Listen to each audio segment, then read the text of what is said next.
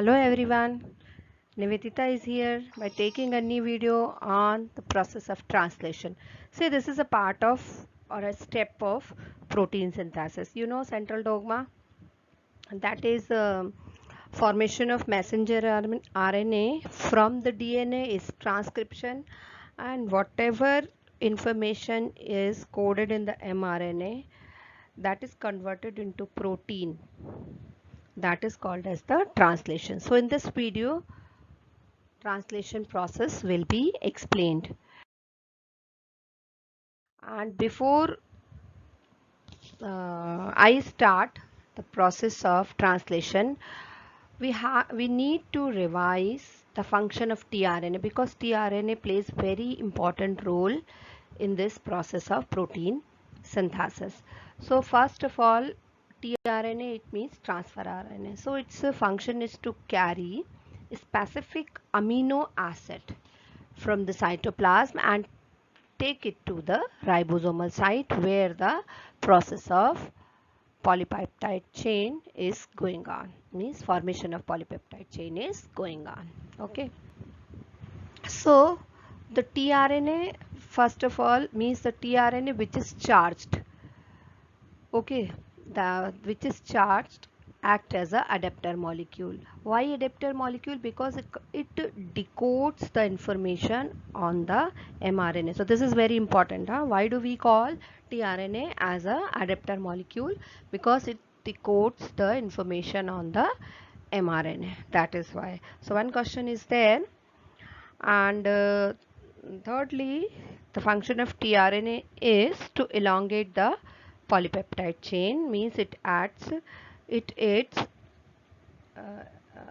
more amino acids are added, and as a result what happens, there occurs the elongation of polypeptide chain. So translation, as I explained, it is the synthesis of polypeptide chain where a particular nucleotide sequence on mRNA is translated into a particular amino acid. So what are needed for the process of translation? So it involves, the whole process of translation involves the participation of tRNA, mRNA, rRNA, means all three types of RNAs, ribosome, and an important enzyme, amino acyl tRNA synthetase. Okay, so these are the requirements for the translation. So step by step, the process of translation will be explained. The first step is activation of amino acid. So you know it very well, amino acids, these are present in the cytoplasm, and these amino acids gets activated in the presence of ATP and the enzyme amino acyl tRNA synthetase, and this whole process requires the magnesium ion. Okay, so when this all combines, they form the amino acyl AMP E compound. E is enzyme. Okay, this compound is formed.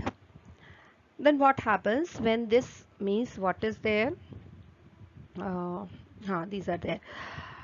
So this compound further, okay, the compound which is formed over there, AATP enzyme, this is a compound. So when this compound reacts with a particular tRNA and transfers its amino acid to the 3' end of the specific tRNA molecules, this happens.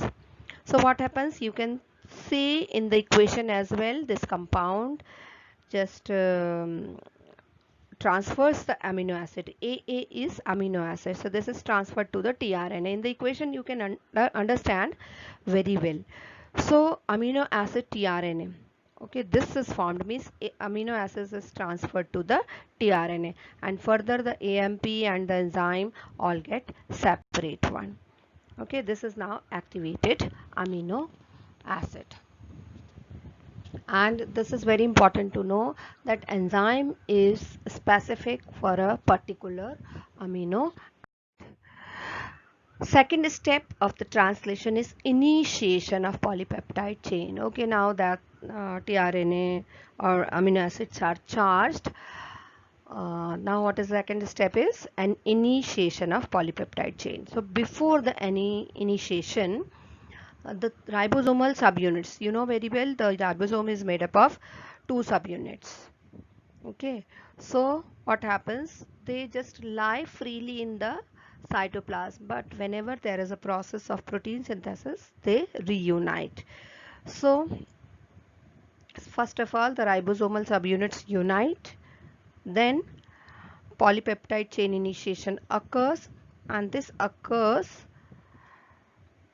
with the formation of a complex between the mRNA and the smaller subunit of ribosome, and this requires the presence of three factors and GTP, okay, guanosine triphosphate. The mRNA joins with the smaller subunit at 5' end, and what happens there, the first means on mRNA, this is very important to know, on the mRNA there is first codon, that is initiator codon. In the video of genetic code I explained कि GUG and AUG are there, they act as a initiation codon. So on the mRNA, out of these two, one should be there. Let the AUG is the initiation codon. So means first charged amino acid, that is tRNA met. Met is methionine. This attaches to the first codon. Met means methionine, so it attaches to the first codon at P site. Okay, there are two sites, A sites and the P site. So it will attach with the only first one amino acid attaches itself with the P site, but the second and onwards amino acid will be joined at P site only, because on A site only. Okay, P site is exit site. Okay, and A site is the entrance site. So only first of the amino acid will join at P site. So now what happens after this process, the larger subunit now attaches with the smaller subunit. Okay, so this reassociation of two subunits, it requires the magnesium ion and some factors. Amino acid is linked to the tRNA through its carboxylic group, and the amino group of the first amino acid is blocked. Okay, it is blocked from getting involved into the peptide bond formation. Now what happens after that? The third step is, now the first amino acid is joined. So second and furthermore the process will be continued, and this is called as the elongation of polypeptide chain.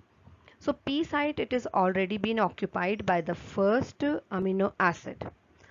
Then the second charged amino acids binds with the matching codon on mRNA at the P site. This is very important to know. Second amino acid will come to the A site.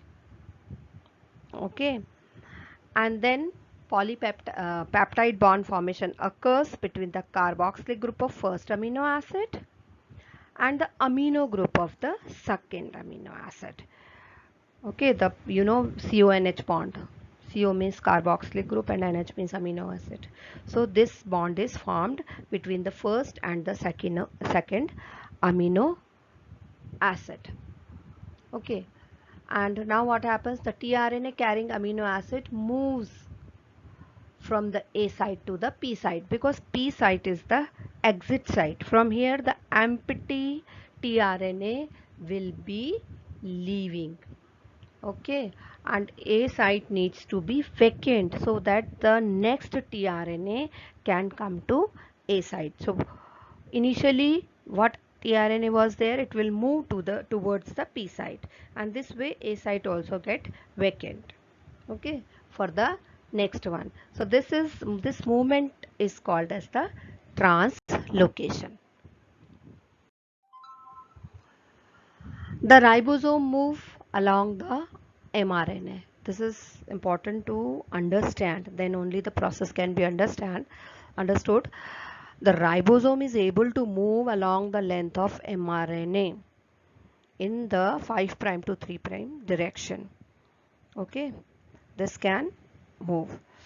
So now what happens in the elongation? The next third one amino acid, which is charged one, it will bind to the A site, and again the peptide bond formation will go on, and this process will be repeated. Which process means the new amino acid will come to the A site, and the empty, leaving the amino acid over there, and then the empty tRNA will move to the P site. This way the process will be continued. And the last step is the termination of polypeptide chain, means the process is continued, and a polypeptide chain is formed over there. Now no more information or the protein synthesis is required. Then what will happen? Whenever one of the terminator codon means nonsense codons, the nonsense codons comes to the A site.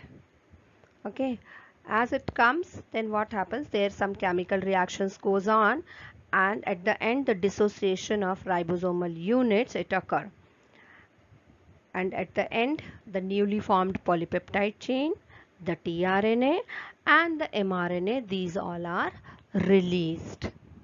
This way the translation occurs. But this diagram, the process can be shown by this diagram, or we have the option, we can make out so many diagrams step by step, from the first step to the last step we can show this. Okay.